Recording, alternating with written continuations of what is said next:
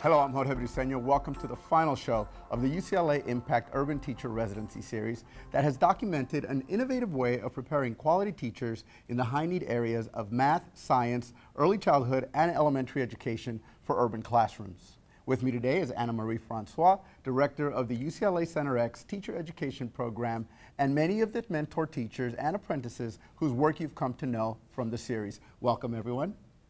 Thanks, Jorge.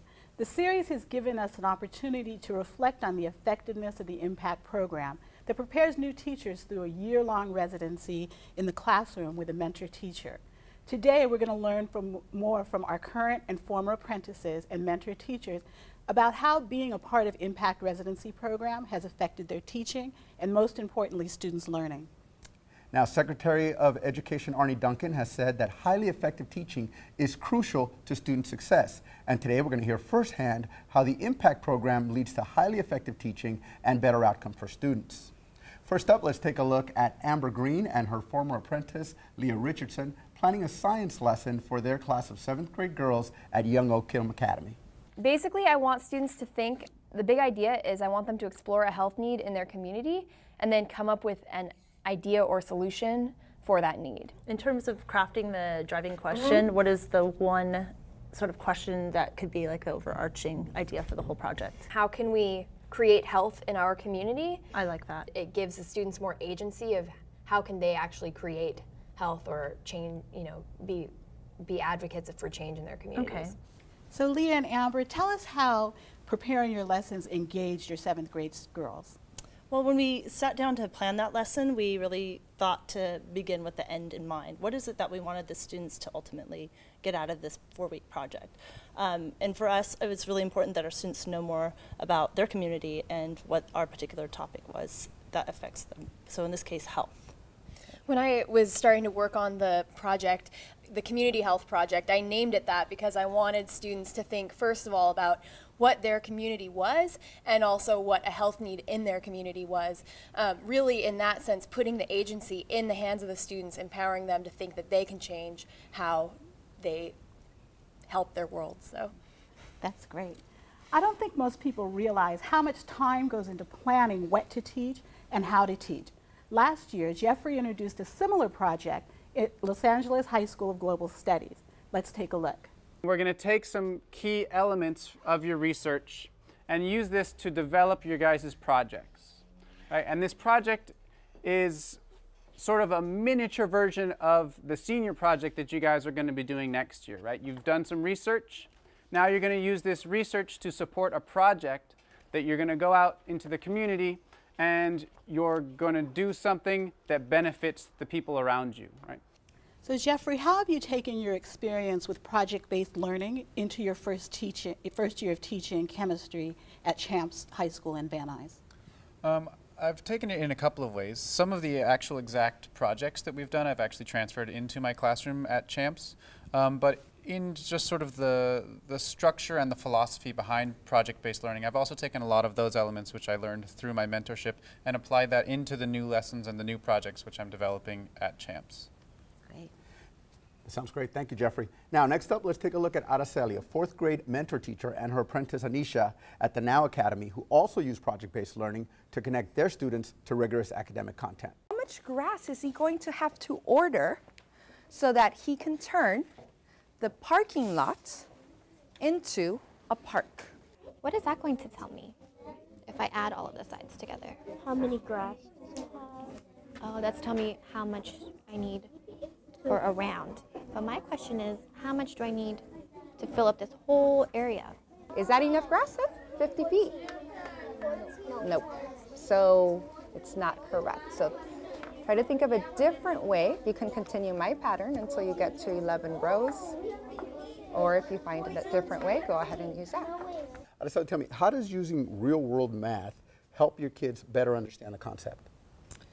Well, they're able to take what they've learned in class, the concepts and the ideas, and really apply them to their surroundings. And I always start a math lesson with word problems. And I make sure that whatever the word problem is linked to not only what I'm going to teach that day, but also connects to their own experiences. Speaking of connecting, Anisha, tell me how you're connecting what you learn at the UCLA Impact or what you're learning at the UCLA Impact program to your teaching practice. Throughout our coursework at UCLA, we learn theories and explore different research that show the effectiveness of making content relevant to students. So by creating real-world math problems, we're allowing them to access their prior knowledge and use it in a way to engage with content in a meaningful way. Thank you both. In Alice's and Giraldi's math class at Virgil Middle School, students are also active learners, as we'll see in this next clip. I'm going to use my popsicle sticks to call on people. Okay, Daniel, can you come do the next one? What did you get for -3 minus 7? I changed it, the negative into a positive. The subtraction to positive? And then I added it because they're negative and it was 10. Let's see. -10? Yeah. -10. Alice and Girardi, what strategies do you use to ensure student voice in your classroom? You saw at the beginning her using popsicle sticks, and Giraldi set up the structure in the classroom so that the students knew that there was an equal opportunity for every student to have to speak, and when their name was called, they had the opportunity to come up and participate. Right. And if you noticed, Daniel made a mistake, but I ensured that I didn't inhibit his participation because the way I corrected it, I made it so that it was very comfortable for him, because I wanted to ensure that next time I called him, he would be willing to participate once more. Great, that's fabulous. Thanks so much. Now, Edwin and Wendy have a similar approach to teaching math to their high school students at the Los Angeles High School of the Arts that gets them participating mentally and physically. Let's take a look. What worked for you? Okay, now everybody's gonna say something. If what worked for you was that you were working with somebody on the problems instead of working on your own, then you say that. If what worked for you was that we let you use the calculators, then you say that. If what worked for you is that we gave you examples, then you say that. Something that worked for me was when we were presenting the matrix, is having it organized in a way where it was easier for you to understand and to follow along. So it was less confusing. Now, Edwin, Wendy, tell us why you have students talking about how they learn math. Well, this is a testament to the effectiveness of the impact program. That's the strategy that we use with the mentees and the mentors, and so I've adopted it to the whole class. And so we have the kids reflecting on what they've done, and we believe that learning really happens when the kids reflect and they're able to talk about what they have done and where they're going to go from where they are. I also think it's important to ask the how question.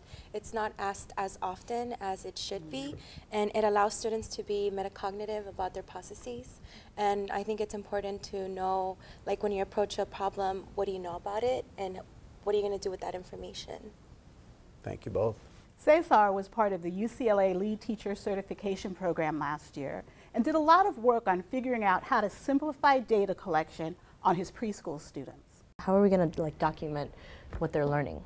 We're going to ask them questions about the activity that they are doing so we can record their answers. What does it taste like? Sweet. Sweet, another mark next to sweet. What does it taste like, Miguel? Sweet? Dulce? Well, how do you think that the lesson can be done in another way that it would be beneficial to the children? That what you did is great. To help further their development on that?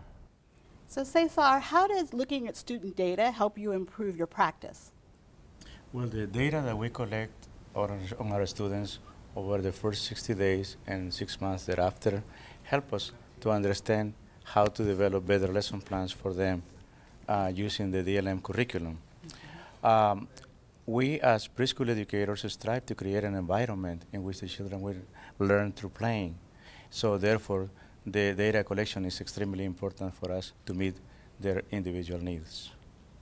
Thank you, Cesar. Now, when thinking about improving teaching, an important part of the impact program is reflecting on your practice. For example, Evan frequently debriefs with his mentor, Andre, as we'll see in this next clip. What might be one idea that you would do differently next time? One thing that I definitely wanted to do today that I wasn't able to was prepare questions for the students. So I had my content, I knew what my goals were and my objectives, but I didn't have a solid group of questions to ask the students. So I found myself having to come up with questions on the fly and wing it. And oftentimes formulating the questions and waiting for responses was taking up a bulk of the time. So having questions ready, prepared, almost like a script or a repertoire of tools that would really enhance your conversation with the students. So Evan, what have you learned from reflecting on your teaching that has improved your students' learning? So reflection is a big part of my teaching practice. Being able to reflect after a daily lesson on what went well, what didn't go well, and how I can adapt my instruction allows me to better service my students during the next day's teaching. Thank you, Evan. Now, it's apparent that you're all wonderful teachers and your students have obviously benefited from being in your classroom, and I think that you all deserve a round of applause.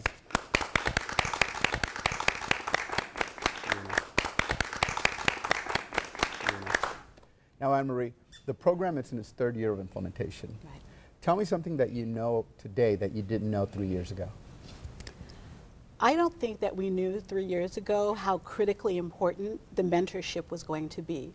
When we recruited our mentor teachers, we knew that they needed to have strong content knowledge, great pedagogical skill, and a willingness to open up their classroom to aspiring teachers.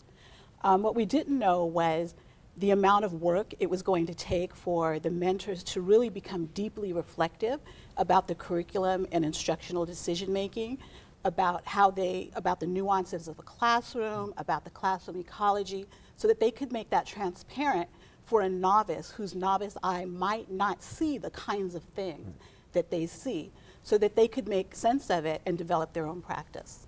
Now, I know for my case, if it had not been for somebody who adopted me as a mentor, I would not have lasted 6 months as a kindergarten teacher. So I want to hear from the mentors in the room today. Amber, you've been with the program since the beginning. How has your practice changed over the last 3 years? My practice has changed since I've had 3 apprentices, actually 4 apprentices in my classroom. Really, since I've been a teacher for 11 years, I sort of was set in my ways in terms of the things that I did. And having apprentices come to the classroom with their ideas has been like invigorating, refreshing. My kids, I find, are a lot more engaged, and I have a lot more opportunity to sort of reflect on how students are doing in the room. It's also nice having another adult in the room. I feel like our kids really benefit having another person there to help them as we're going through the curriculum. And everything that the students learn and impact they get to bring back to us. So a lot of what happens between all the mentors and apprentices comes back to the classroom as well. Now, I'd like to hear from Edwin right next to you, because you're a mentor as well, right, Edwin? Yes. So how has your practice evolved over the time that you've been a mentor? Well, you know, I had taught for 20 years before I was asked to be a mentor. So I felt like I was somewhat set in some ways, and it was really, I felt challenged at first because I thought, you know, somebody's going to come into my room, they're going to be in here the whole time, and I felt that I had to be at the top of my game if I'm going to be effective as a mentor.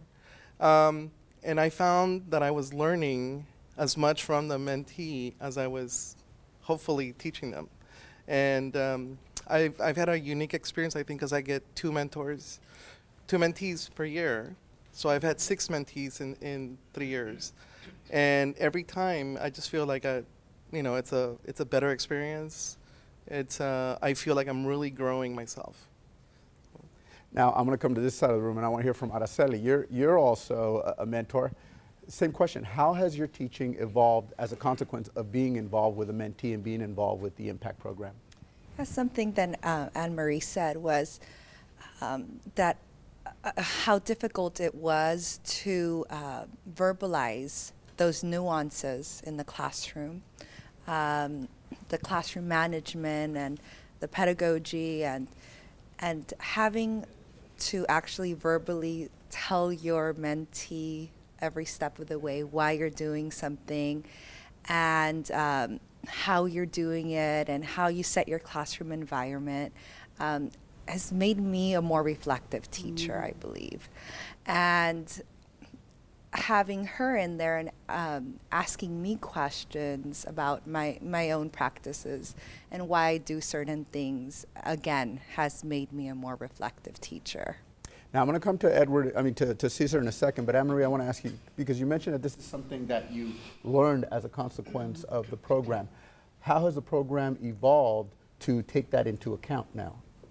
So one of the components of the program is that the mentors come together on a regular basis to talk about their practice with experienced mentors, right? So they're all pretty much on the same level, so to speak. And so they've taken the opportunity to coach one another, and in order to coach one another, you have to be really reflective, right? And so they get multiple opportunities to practice that so that when they go into the classroom with their mentee, they're more and more adept at doing it. Being reflective, we've always encouraged our students when they're teacher candidates at the university to go through the reflective process. But I think what happens with accomplished teachers is so much of the practice is automatic. All those years of experience enable you to make decisions like this. And it seems to the novice teacher that you're reacting. But really you're not reacting, you're responding based on years and years and years of experience. And so it's important for us to give our mentors opportunities to do this reflective process in structured ways with one another and actually practice it so that that too becomes an automatic part of their practice. Now, I see Alice nodding quite a bit behind as you're making your comments. I'm curious to hear you're agreeing with a lot of what she said. How does that reflect in your practice? I've been here since the beginning of the program, and I know that I myself have learned a lot in watching my mentee attempt to implement some of the things that I naturally seemed to do that to her was very, oh, well, this is just what you do.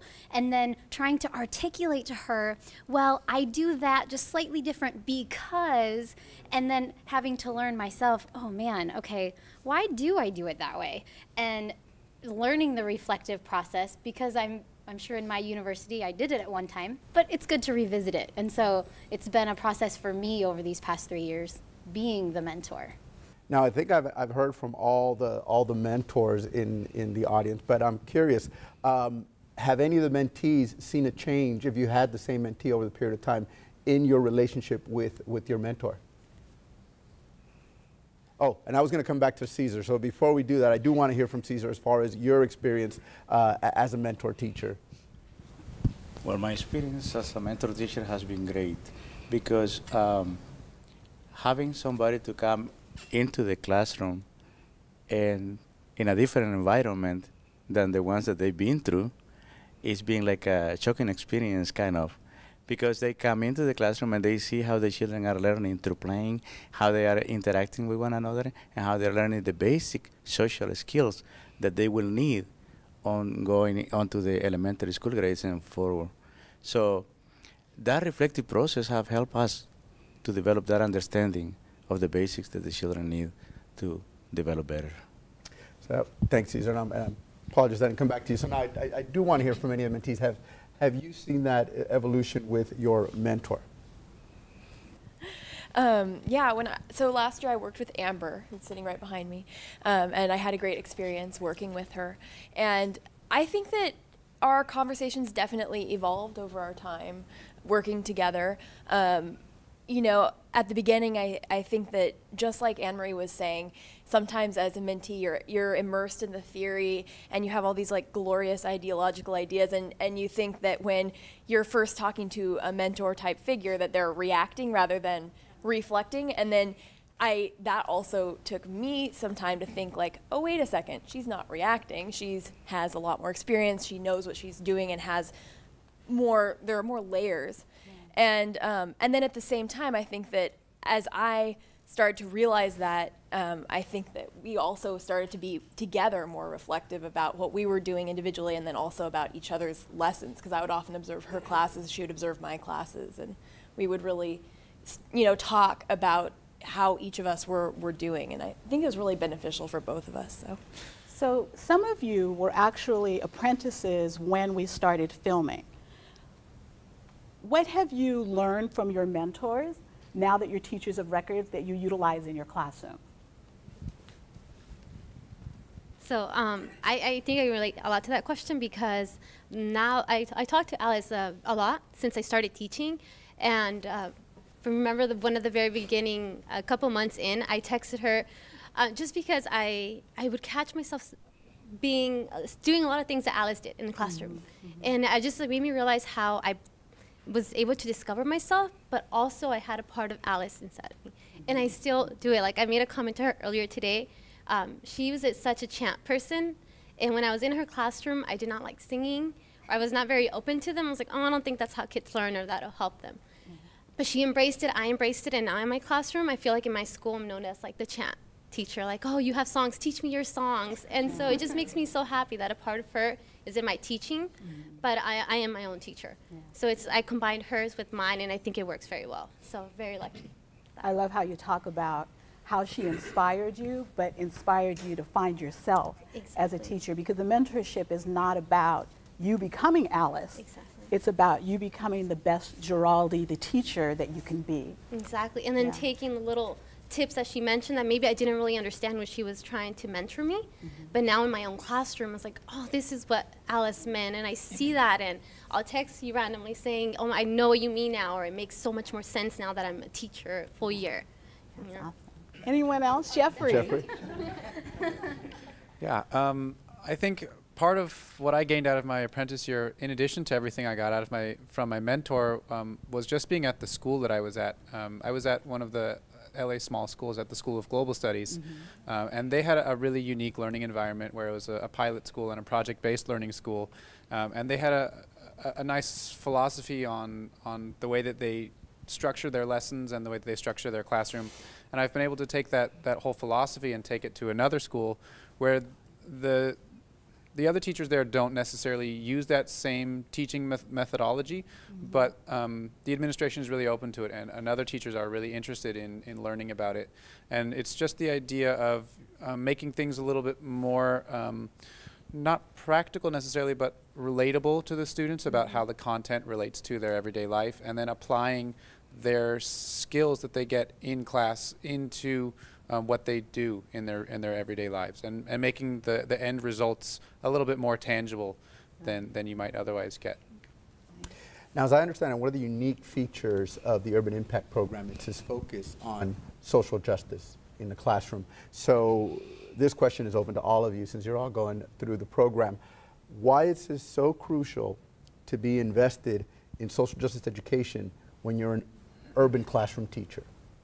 And I particularly want to hear from somebody who we really haven't had a chance to hear from a lot. Wendy? Yes. Well, I think the teaching for social justice is very important. I grew up in the neighborhood area. I went to the LA USD district schools. I went to Mr. Galan, was my high school math teacher.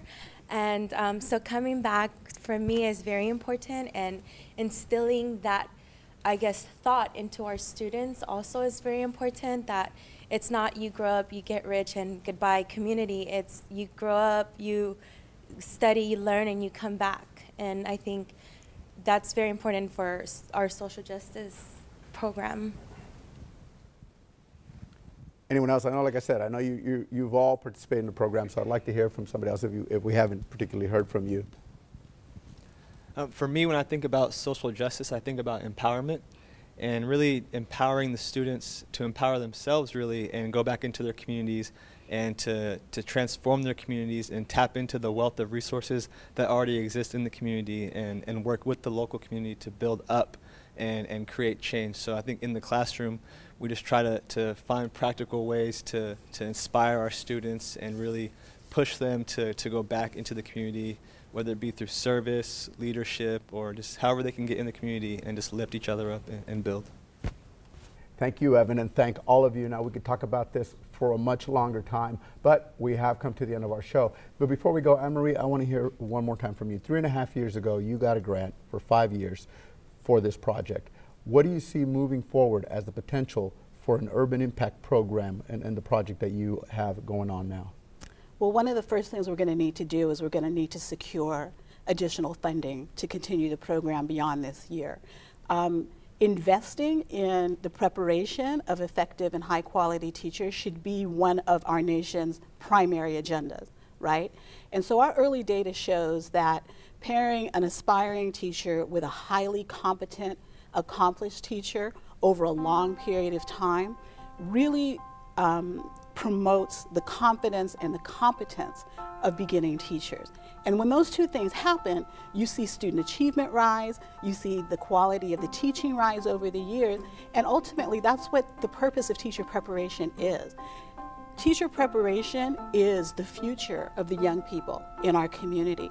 And unless we get this right, and unless our government and our district and the foundations who fund teacher preparation fully invest in it, the achievement gap is going to widen, and the future of our young people is not going to be very bright. I believe we can affect it. I believe that we can change the direction of teaching and learning globally, nationally, and for our kids locally in LA. And that's what the Urban Teacher Residency Program is all about. Well, thank you and continued success to all of you. I think we've learned a great deal about the UCLA Impact Program and the positive impact that it's having. I want to thank you for joining us.